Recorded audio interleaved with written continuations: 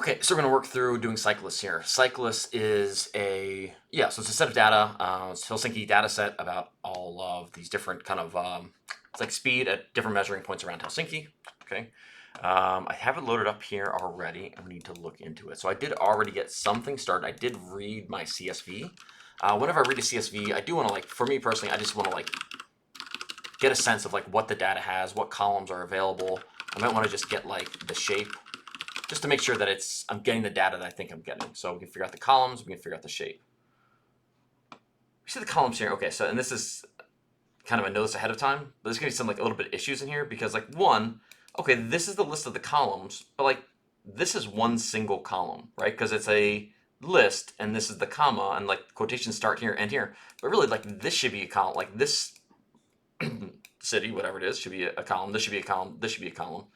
And then also we notice here we're getting 37,000 rows. Okay, it's a lot of pieces of data, but we're only getting 2 columns. And so those should kind of stick out to us as, like, okay, my data's not quite right. And the reason it's not quite right is because when you look at this, it's not separated by commas. They haven't separated out the values by commas. They've separated out by semicolons. So same way we can separate by commas, we can separate by tabs, we can also separate by semicolons. It just kind of depends on what the data is. So we need to figure that out. So we're going to put that in there. We're going to make sure that we're separating by the semicolon. Let's try and run this again. And then we can start seeing, okay, great. We have the right number of columns. We have, like, these things are separating out appropriately. We have 22 columns. We have this many rows.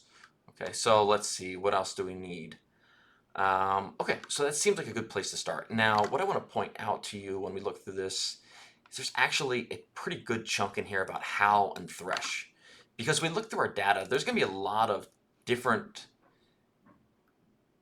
like, there's some columns that have just absolutely no data, and some rows that have absolutely no data, and there's also going to be some that are going to be a mix. And we need to be careful about how we remove columns from here, because if we just remove, if you do drop NA to remove things, or to mask them, really, because we're not actually modifying the data set, but if we do that to this row, we're going to lose all of this data just because there's a few missing values in here.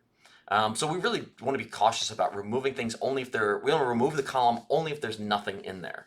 And that's really what this is asking us to do. So when we get back into our code, we're going to do this. So let's try this. We're going to say print df. We are going to do drop NA. We are going to say, did I do this right, dot, and then we're going to say axis. I feel like I'm putting this out of order. Let me check axis. I can't remember if axis has to be on its own line. We don't want to do any. Okay, I was thinking, like, where does this have to go? This has to go inside of the, where are we at here? It has to go inside of, get my tabs all messed up here. This has to go inside of our drop NA. So we have to say how are we going to decide whether we should drop them? If they're all empty, we could do in here, we could say, which axis are we going to do? Well, we're going to do the columns to begin with.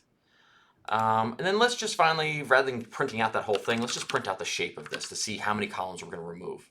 Remember, we had 37,000 rows and 22 columns. Let's see after we do this how many columns we're going to have. Let's see. Oops, I realized I had messed up the notes. So this shouldn't be like that. It should be a quotation. So I fixed the notes there to include that. I guess you guys won't see that, but all right, so now this should work. And then we can say axis is equal to 1, and then we should be able to apply shape to this. Let's try and run. So, okay, so we only have one column that has absolutely no values in it, apparently. We should also do the same thing. So let's see, we need to do a couple different things. Okay, we can actually do 2 different things here. I'm going to do, the easiest way is to set this equal to a new data frame, because this is actually, even though it's dropping the values, it's more like a mask. We're not actually modifying the contents of this data frame. We're just saying, we're just kind of hiding them, saying we don't want to look at this. You could actually add one additional parameter to this thing where we could say in place is equal to true. And basically what that's saying is, like, don't just mask this, delete all of those values. Functionally, it's not going to change our, oh, interesting. Getting none here. That's an odd outcome for this. I think we can do this in different ways. Okay, that's just the way that was, yeah, okay. It makes sense. So apparently just adding this thing means we're no longer Yeah, okay, actually it makes sense because what we're doing here is like that means since we're doing in place is true, it's like we're just modifying df. We're not returning anything. If we have this here, it's like we are outputting a new data frame. But it's kind of interesting when we put this in here, suddenly we're just modifying the content. So there's no, now drop NA is not returning anything to us, which is why we're getting a none thing here. But if I just print df, it's like we're seeing the modified thing. So let me just show you what that means. I know that's a little bit kind of arcane there, but if we run this, let's not print this. Let's just modify it, and then we'll print the shape. And we can see that we're dropping. When we print df now, it has one less column. Okay, so let's try and do the same thing. We're going to say df. I could do the same thing. Instead of using in place, I could set this just equal to, like, new df is equal to that. Or I could even probably do just df is equal to that. Would work. Maybe that's more direct, more easier way, but not as fancy, not as Python fancy. All right, and so the next thing we should do, we could say df is equal to df drop NA. We need to do the same thing. We need to make sure only if all of the things are missing, but we're not going to do any axes on here. So we'll run this, and then we should see we've dropped off about, I don't know what, 38 values from there. All right, so now if we run this, I think that should get us the correct answer. Let's see if our tests are going to work. It's a little bit longer. Test this. Let's see what we get here.